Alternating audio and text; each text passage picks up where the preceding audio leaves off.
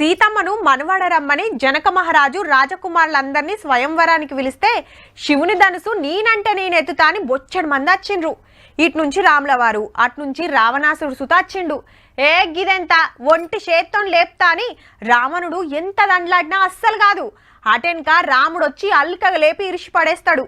సీతమ్మ రాముని మెడల దండేస్తుంది. అట్లా లగ్గమైతుంది. మరి అలా దేవుళ్ళ కళ్యాణం ఎట్లయిందో చూడాలి కదా. చలో భద్రాచలం.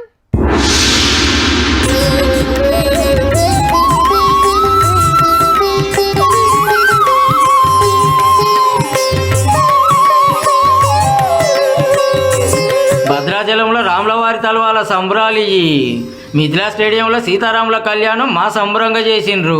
ఇంటామెతో కలిసి ముఖ్యమంత్రి రేవంత్ రెడ్డి సార్ స్వామివారికి పట్టుబట్టలు ముత్యాల తలంబ్రాలు సమర్పించిండు. చిన్న సీఎం బట్టి సారు, మంత్రులు పొంగులేటి శ్రీనివాస్ సారు, కొండా సురేఖ మేడం, సర్కార్ పెద్ద ఆఫీసర్ శాంతకుమార్ మేడం వచ్చిర్రు లగ్గం చూడ.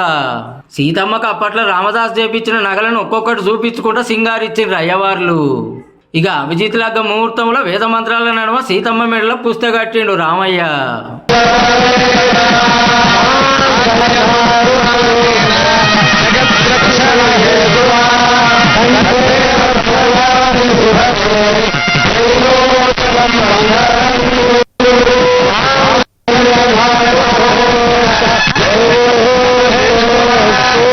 అటెనక ముత్యాల తలంబరాల సంబరం బంతులాట. చూస్తానికి 2 గంటలు చాలలేదనుకో రాదుర్రి.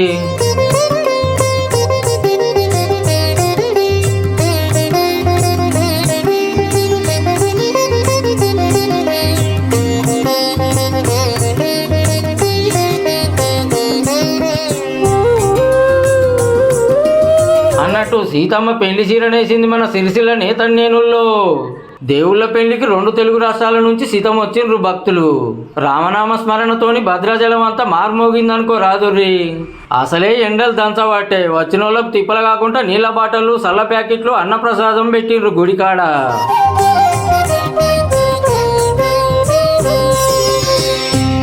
ఇక టెములాడ రాజన్న గుళ్ళ సుధ రాములవారి కళ్యాణం మా సంబరంగా చేసిండ్రు. మంచిర్యాల జిల్లాల చెన్నూరు ఎమ్మెల్యే వివేక్ వెంకటస్వామి సారు స్వామివారికి పట్టుబట్టలు సమర్పించిండు. ఆడ ఈడ అనేం లేదు, ఊరువాడ అంతటా జోరుగా చేసిండ్రు రామయ్య లగ్గం.